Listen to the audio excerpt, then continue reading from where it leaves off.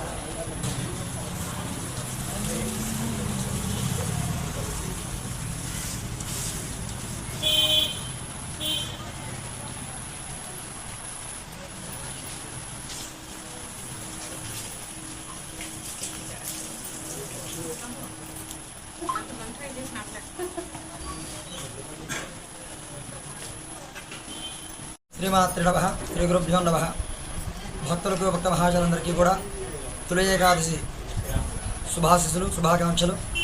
మన యొక్క సారపాక సాకేతపురి గాంధీనగర్లో ఉన్నటువంటి శ్రీ కనకదుర్గమ్మ వారి యొక్క దేవాలయంలో గత 12 సంవత్సరాలుగా తొలి ఏకాదశి ప్రారంభించి అమ్మవారి దేవాలయంలో 5 రోజుల పాటు కూడా వివిధ రకాల పండ్లు కూరగాయలతో అలంకరింపబడి అమ్మవారి భక్తులకు శాకాంబరి అలంకారాలు దర్శనమిస్తూ ఉన్నారు.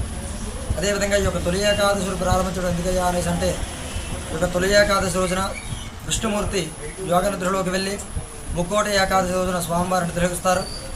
అదేవిధంగా ఈ యొక్క తొలి ఏకాదశి రోజున గ్రీష్మ ఋతువు నుంచి వర్ష ఋతువులోకి ప్రారంభమయ్యే సమయంలో ఈ తొలి ఏకాదశి రోజు భక్తులందరికీ కూడా ప్రసాద వితరణగా జొన్న పేలాల పిండిని ప్రసాద వితరణ చేయడం జరుగుతుంది. ఎందుకయ్యా అంటే ఈ యొక్క వాతావరణ మార్పులో వచ్చినటువంటి అనారోగ్యాలు వస్తాయి కాబట్టి ఎటువంటి అనారోగ్యాలు రాకుండా కూడా వారి యొక్క శరీరంలో ఎటువంటి రుగ్మతలు లేకుండా ఈ యొక్క పేలాల పిండిని ఇవ్వడం జరుగుతుంది.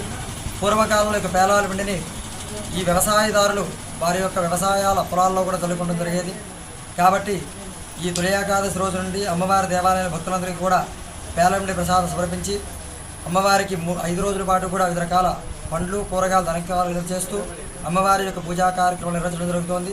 కావున భక్తులందరూ కూడా ఈ యొక్క తొలి ఏకాదశి రోజు నుంచి ప్రారంభమయ్యేటువంటి శాకాంబరి ఉత్సవాలలో అధిక సంఖ్యలో పాల్గొని అమ్మవారి యొక్క దివ్యాలంకారాన్ని దర్శించి అమ్మవారి యొక్క దేవాలయంలో జరిగే అన్నప్రసాదాన్ని స్వీకరించి అమ్మవారి దివ్యానుగ్రహానికి పాత్రులు కావాల్సిందిగా కోరుచున్నాను.